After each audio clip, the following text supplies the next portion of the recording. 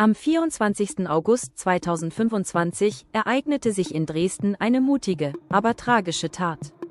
John Rudat, ein 21-jähriger amerikanischer Model und Rettungssanitäter aus New York, wurde brutal niedergestochen, als er zwei Frauen in einer Straßenbahn vor Belästigung schützte. Gegen Mitternacht griff Rudat ein, als zwei Männer weibliche Fahrgäste in der Linie 7 belästigten. Einer der Angreifer verletzte ihn mit einem 15 cm Messer schwer im Gesicht, was eine umfangreiche Operation erforderlich machte. Rudat, der seine ehemalige Gastfamilie besuchte, steht vor einer langen Genesung.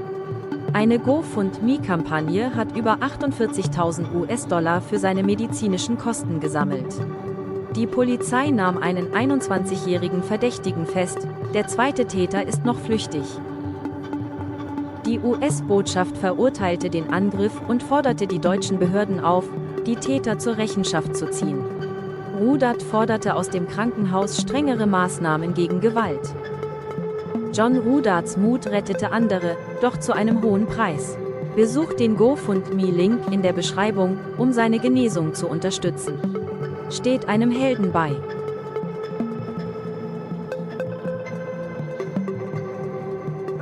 Yeah, first of all, how are you doing at the moment? I'm doing good. The couple days after the knife attack have been really busy, really trying, and a lot's been going on, a lot's been restructuring.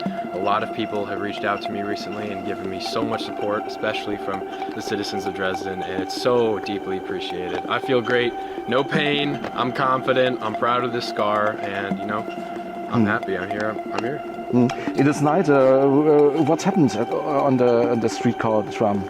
So essentially, I got on the tram with my friends and we were headed downtown. And I had visualized this girl when I walked in there. She was sitting by and we sat down. You know, we're talking with each other, having a good time. We're smiling. We're there for a good time. We're headed down to the city. This is just one other normal night for us. And this is just one normal night spending with Frank and Nico, both my friends and my host brother. In a little bit into the tram ride, a man came on and started to harass the young lady and another lady that was present.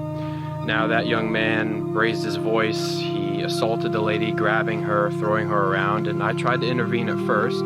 There were some words said that led me to believe that they knew each other somewhat, so I sat back down originally, and my friend and host brother were generous enough to translate that.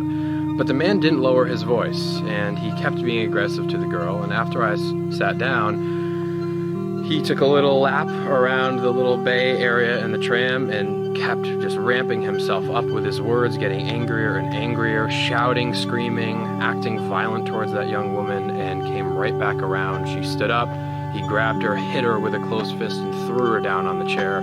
That is when I saw it fit to intervene to maintain and respect her safety, trying to de-escalate the situation. I reached out my hand to the man, trying to push him back. We're keeping distance between me and him and her, but he took that as a sign he could fight me or a sign to be physically aggressive towards me. And so he was, and he threw his strikes, and we had a slight altercation and exchange, which led to him trying to continue to attack me even after I had maintained distance and reached out my hands, open hands, and trying to protect the young lady.